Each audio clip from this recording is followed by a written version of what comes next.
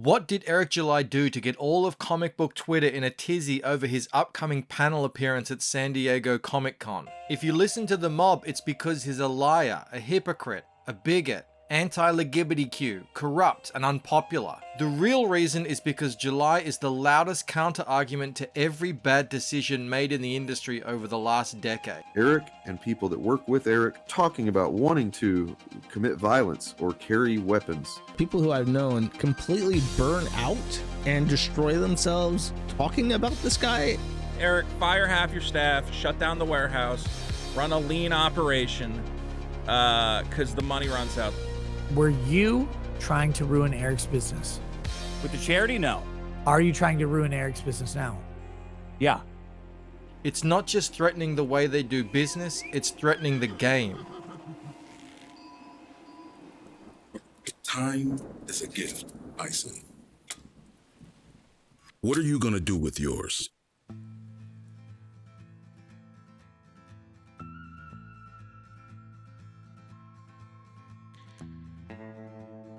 I recently acquired two of the most successful crowdfunded comics of all time, ISOM and Cyberfrog. I will be giving my feedback on both issue 1 and 2 of both, since at the time of recording there is no ISOM 3 or Cyberfrog 3 available yet. Initially, I wasn't planning on reading either of these comics because while I believe in the indie market and what Comicsgate is attempting to do, there are very few comic books made by Comicsgate authors that interest me. I have a rather narrow interest in comics. This isn't the fault of any of the writers or artists, it's me. When I was younger, Spider-Man was my favorite comic book character. I collected many issues and trade paperbacks of the various Spider-Man runs from the 1990s. I had a special interest in David Michelini's writing and Mark Bagley's artwork. Later, I became less interested in the fantasy of having superpowers and more interested in the humanity behind those that have these special powers. Books like Watchmen and Astro City told stories about alternate versions of familiar heroes that dealt with the philosophy and psychology behind the mask. Heroes or anti-heroes like the Punisher, Batman, or the ensemble cast of Sin City didn't have powers to assist them, as they had to use their intelligence, planning, and clever wits to achieve the same victories that characters like Superman could accomplish with their abilities. Manga and French or Belgian comics had a broader appeal beyond the superhero genre, so I acquired some of those, like Valerian and Akira. I believe that my favorite type of comic is in short supply. There are only so many writers in the business that appeal to me, like Frank Miller, Alan Moore, Garth Ennis, or Warren Ellis. And likewise, creative comic book giants like Bill Finger, Jack Kirby, Steve Ditko, Will Eisner, and Jack Cole cast an enormous shadow over modern writers and cartoonists. With such big shoes to fill, modern cartoonists have a tough job. So where does that leave a Comicsgate comic like ISOM? Well, let's start with intention. When I picked up the first book, my expectation was that ISOM number 1 would be about the main character, Avery Silman. And while he is the protagonist and the story revolves around him, ISOM number 1 serves more as an introduction to the larger concept that is the Rippaverse. The Rippaverse in our world is Eric July's comic book company, but more specifically it describes Eric July's comic book universe that contains a multitude of characters. Among these are the Alpha Core, Yaira, and Gooding the Polymath. Throughout the first issue and second issue of ISOM, Avery crosses paths with these characters, informing the reader of the broader scheme at play. ISOM is written by Eric July, but these other books are being written by other writers. Alpha Core by Chuck Dixon, Yaira by the Saska sisters, and Gooding by Mike Barron. Let's start with the good. First off, I like Eric July. I think that what he's doing is good for comic books. I like his statement that gives central principles to the Rippaverse and a promise to respect his audience. I also think that he's dedicated to the craft and fostering talent that he thinks deserves to be hired. I hope that he can sustain this momentum, because it is a very difficult thing to do, especially given the amount of adversity that is being directed towards him. The obvious question that gets asked by disingenuous folk is, what's your favorite part of ISOM? To me, that answer is easy. I find ISOM's internal emotional world, told through thought bubbles, to be the most interesting. The most amount of character is contained within Avery's thoughts on the situations at hand. In ISOM 2, we see a segment that explains why ISOM quit, and it's because of failure. The reason he failed is because he wasn't strong enough. Avery just doesn't feel good enough or strong enough to be in the superhero game. He can't fly, and he's not really a detective. He's just a guy with strength who has the discipline and will to fight as hard as he can. But by the beginning of ISOM number 1, he has no interest in such things. Instead, he would rather run a ranch in a rural area with people he cares about. To me, the internal world of this character facing his personal issues is probably the most intriguing aspect of the character, because it reveals something about Eric's take on heroes and what it means to be one. The philosophy behind why a hero does what a hero does is important to comics. The philosophy behind why you become a hero and how your principles are tested are part of what makes a hero heroic. It is the core of most comic book conflicts, and in good stories is reflected in the antagonists. The action scenes and fights are pretty well directed. I can see how they would translate well into cinematic sequences. For the most part, they are allowed to breathe, without there being a lot of that characteristic quippy comic dialogue that sometimes can take away from the seriousness of a fight. I would say that the biggest issue that I have with ISOM is one I have with shonen anime and manga. There is a drawn-out nature to the comic, where many plot threads and characters are introduced, but there is no direct resolution in the story based on their involvement. Following that, in the same shonen sense, there is a vagueness to the proceedings designed to intrigue the readers that I personally find to be annoying. Things do not get resolved once introduced in an orderly manner. The book is plot establishing, not plot oriented. The first 2 books introduce characters that will become relevant and have their stories told in their own books, but these characters do not add much to the core of the plot that is presented, which is about why ISOM came out of retirement in the first place.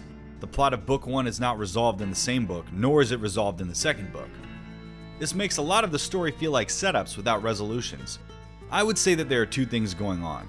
One is Avery's story of becoming ISOM again, and the second is the establishment of the Ripperverse.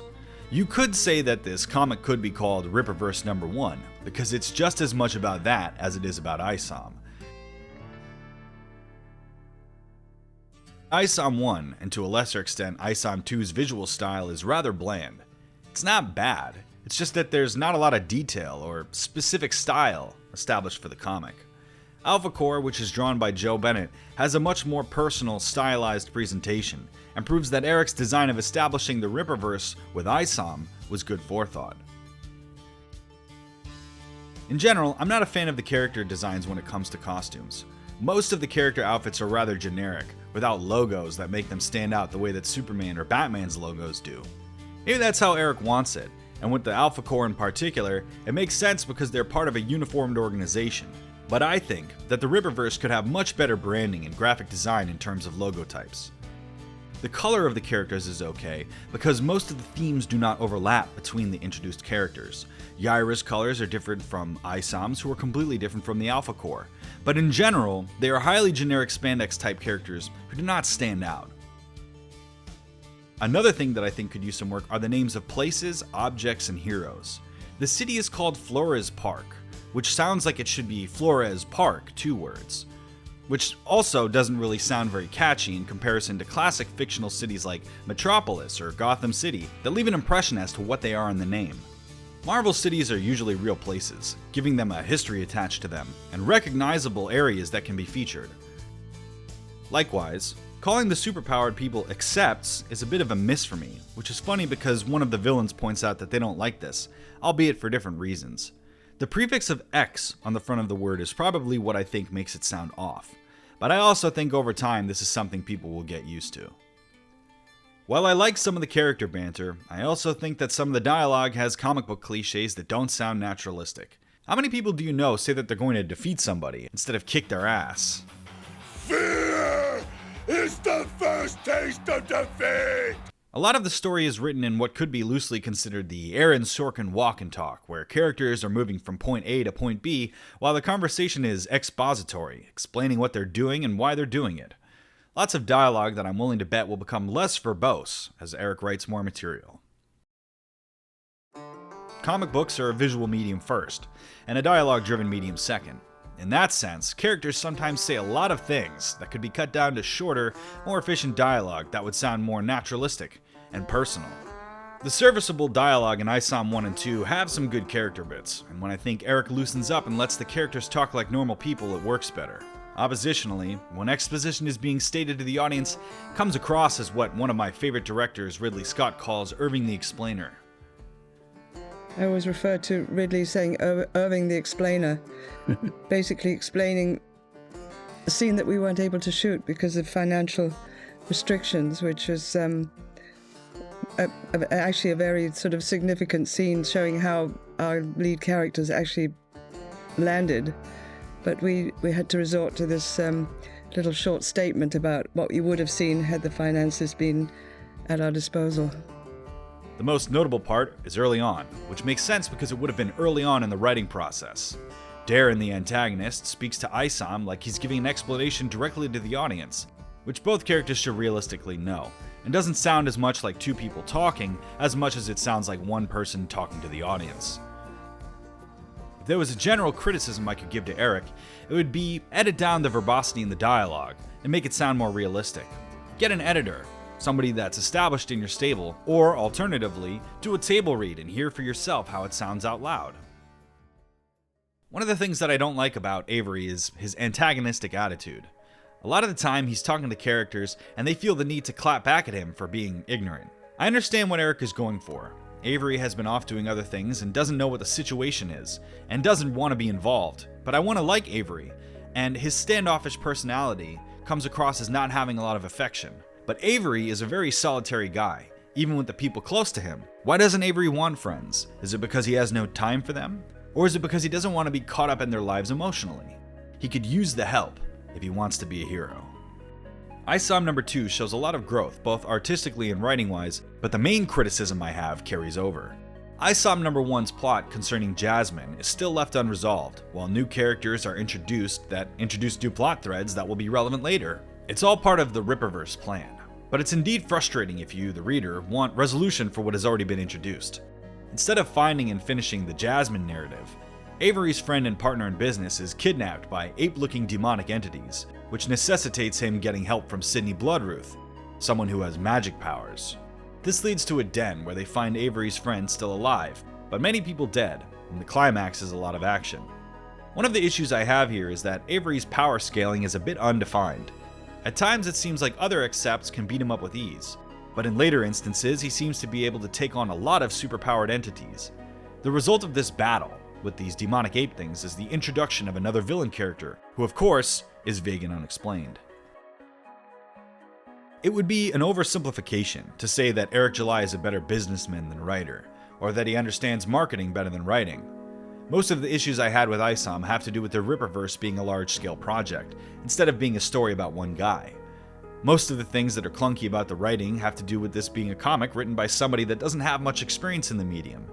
Experience will refine his discipline. Is Eric July a bad writer? Couldn't say that. What I would say is that I think that based on this material, Eric is more talented strategically than tactically. The big picture ideas, the marketing, the business, the Ripperverse, he is naturally talented at driving these things. If he can distill this into a tight narrative with naturalistic dialogue and a plot structured around ISOM that doesn't have to introduce all of the new characters that he wants to subcontract out, ISOM 3 and beyond could be very good stories. The reason why I wanted to read this comic is because of the drama surrounding the book. People who were trashing the comic are the reason I had to read it for myself, because I couldn't trust anyone. If Eric is watching this, I want him to understand that this criticism is what I think as someone in the audience. I don't know the plan, or where it's all going. My opinion is based on what I see. Whether or not he wants to take my advice or criticism is up to him, but I want him to understand that this is all because I want him to succeed, and this is what I got out of it. I think that what he's going for makes sense, and that in the bigger picture he has the right idea. What I want from ISOM is for Avery Silman to have a story centered on him and a resolution to the elements related to him. I can tell, based on Alpha Core, that Eric has the right idea for what he's going for. What I really want as a fan of Eric July is to be a fan of ISOM. Let the legend be defined by the personal nature of the character. Those moments where Eric's perspective speaks through Avery are the most intriguing to me. Now that the Ripperverse is established, show me what ISOM can do.